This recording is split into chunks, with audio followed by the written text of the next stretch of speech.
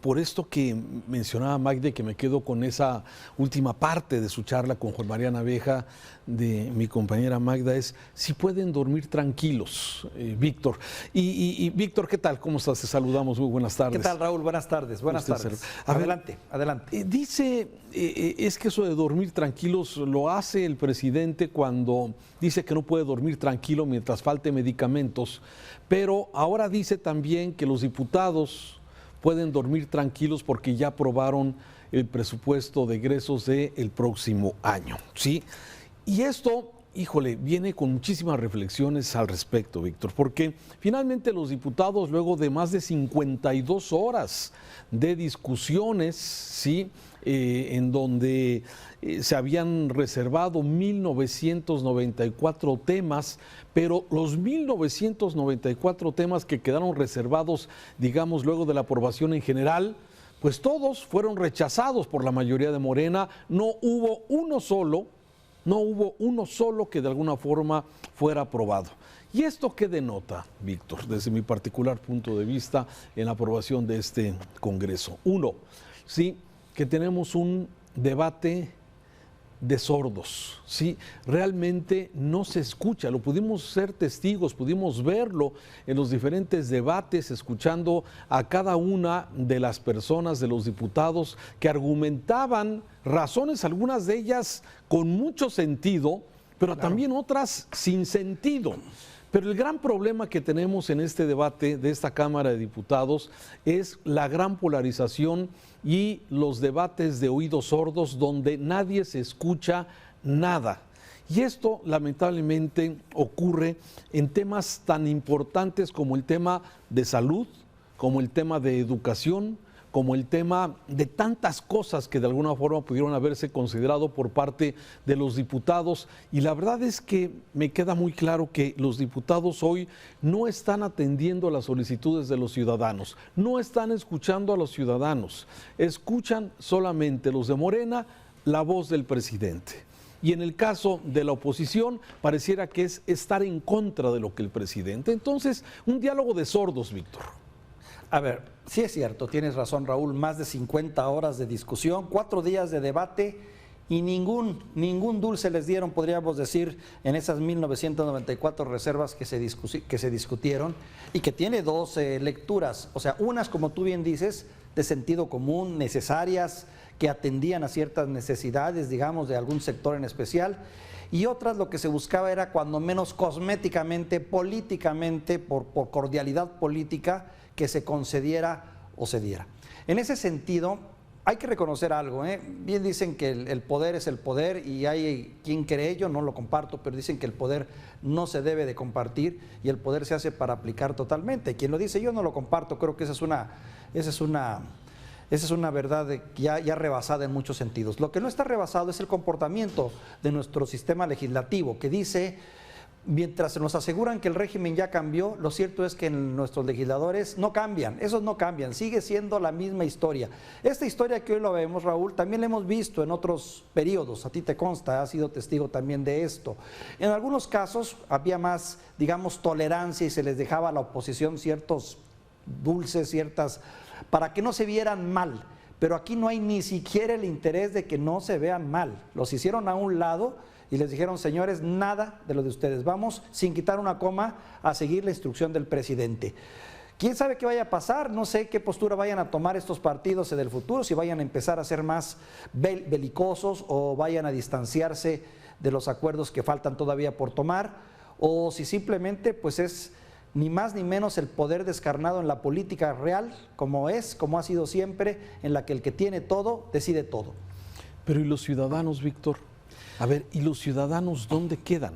Ese es exactamente, coincido contigo en que, bueno, pues los que tienen el poder lo hacen sentir, lo ejercen, sí, y es correcto, para eso tienen las mayorías en el Congreso, sí, pero cuando hay elementos tan sensibles como el tema de salud, como el tema de educación, como el tema, por ejemplo, de las estancias infantiles, que era una de las peticiones, que se regresara presupuesto a las estancias infantiles. O la otra, por ejemplo, que me pareció con mucho sentido común, es el tema de el presupuesto suficiente y necesario para las escuelas de tiempo completo. Está confirmado, está comprobado que las escuelas de tiempo completo funcionan, pero sin embargo, ese tipo de discusiones que para que puedan operar se necesita recursos, se necesita dinero, pero no hay esa discusión, no hay ni siquiera ese convencimiento. Y por eso, más allá de que los partidos, en este caso Morena con sus socios,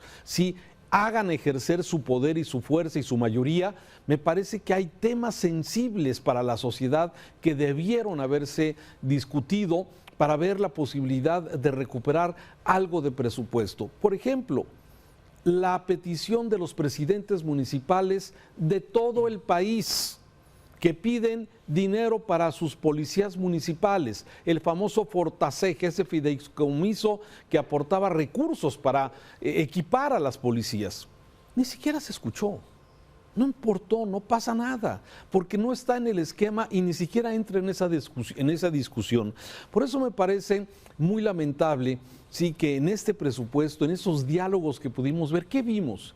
Vimos insultos. A ver, vimos ese letrero de culera, sí, a ver, no defiendo el nivel que pueda tener cada diputado y eso ya depende de cada quien, pero se privilegió el insulto, se privilegió el oídos sordos, se privilegió esto cuando había cosas importantes que definir. Y me parece que México pierde, sí, Morena gana. La oposición seguramente gana una posición más radical que irá seguramente hacia adelante, pero el ciudadano, Víctor, eso es lo que a mí de alguna forma me queda en esta gran duda cuando vemos todo lo que sucedió a lo largo de las próximas horas donde no se escuchó. ¿Quién pierde? Pierde el INE, pierde el Poder Judicial, que también era fundamental, y todos esos pequeños puntos que de alguna forma no recibieron el presupuesto necesario.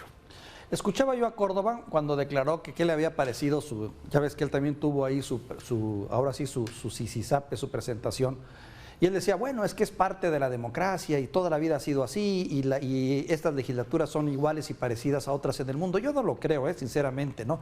El nivel de rispidez, de vulgaridad, el nivel tan bajo que a veces ves, dices tú, híjole, al menos a mí no me representa ni me siento identificado, y al contrario, para mí esos sainetes, esos circos, esos aquelarres que se hacen ahí, lejos de sentirte reconfortado por quien se supone te representa, te distancian más porque demuestran bajeza de educación, demuestran nulidad total de valores, hasta de brujería se estaban acusando, hombre, Raúl. Sí. Pero en lo que dices tú, ¿sabes cuál es el problema? El problema es que tenemos un sistema representativo muy, no sé si anticuado o ya rebasado, en el que sinceramente se supone que los diputados nos representan a los mexicanos. Así es. Pero la verdad es que desde hace tiempo yo creo que ningún mexicano bien informado o medianamente informado se siente de vida y a cabalidad representado. No nos sentimos representados por estos personajes que llegan en esta estructura que ya está hecha y que así opera.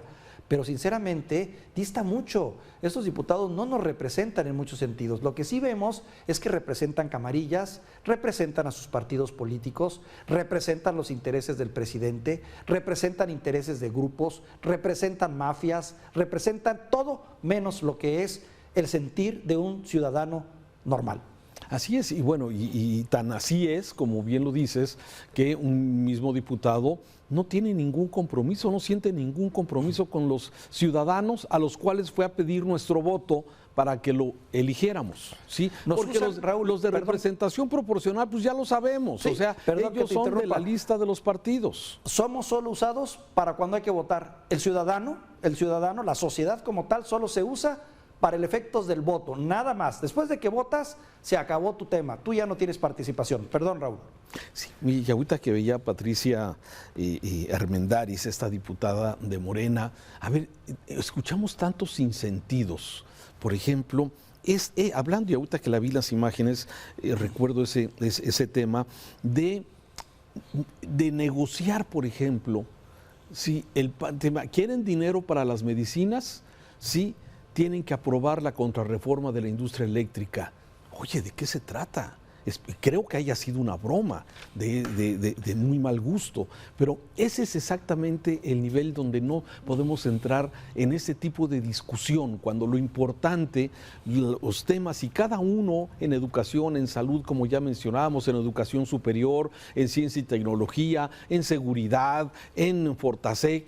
Y bueno, lo que vimos en este presupuesto, y para terminar con mi comentario, es, bueno, se privilegian las obras emblemáticas de este gobierno, ¿sí? A pesar de su poca viabilidad económica en el futuro, como es el Tren Maya, pero que es un tema que al presidente López Obrador le interesa mucho, el tema de la refinería de Dos Bocas, cuando todo mundo pues sabe que el tema de las gasolinas y de los energéticos fósiles pues va hacia baja, pero aquí estamos invirtiendo en una refinería que se está construyendo, más comprar la de Estados Unidos, que me parece que tenía más sentido comprar una refinería ya funcionando que construir una nueva. El aeropuerto Felipe Ángeles, todos son los grandes proyectos de este gobierno, sí, pero en el tema de medicinas, sí, no duerme el presidente, según dice, porque no hay medicamentos suficientes. Ya se cansó de reclamarle al señor del INSABI y también al secretario de Salud. Pero no se resuelve, como se ha abordado a lo largo de esta mañana en Mega Noticias, el tema de los medicamentos sigue doliendo, a pesar de despreciar a quienes se quejaban, de señalar que era un ataque de la ultraderecha, de los neoliberales, sí, y ahora se reconoce que sí había falta de medicamentos por algo que ya se ha explicado muchas veces. El mismo gobierno anuló, canceló a los laboratorios, a las distribuidoras, pensaron que era así como muy fácil gobernar, como dice el presidente, y ahora pues estamos metidos en este tema y parece que no hay quien resuelva eficientemente este tema del abasto de medicamentos, como un ejemplo simplemente, Víctor. Quedan ahí los juicios sociales, Raúl. ¿Programas sociales realmente necesarios o programas simplemente en los que se está regalando el dinero o una necesidad social? Las grandes obras públicas que se proyectan, obras elefantes blancos o obras que detonarán el progreso. Los no recursos a organismos no gubernamentales y quitarle dinero al INE, organismos corruptos o organismos formados por la sociedad civil que hoy nos están borrando. En fin, el juicio será del ciudadano informado, que podrá determinar si esto que se está haciendo ahora es lo correcto. Las consecuencias, claro, el año que entra estaremos viéndolas. Sí, porque finalmente el ciudadano es el que vamos a pagar los aciertos o los desaciertos. Víctor, muchas gracias por tu comentario esta tarde aquí en Mega Noticias. Vamos a seguir informándole a la audiencia.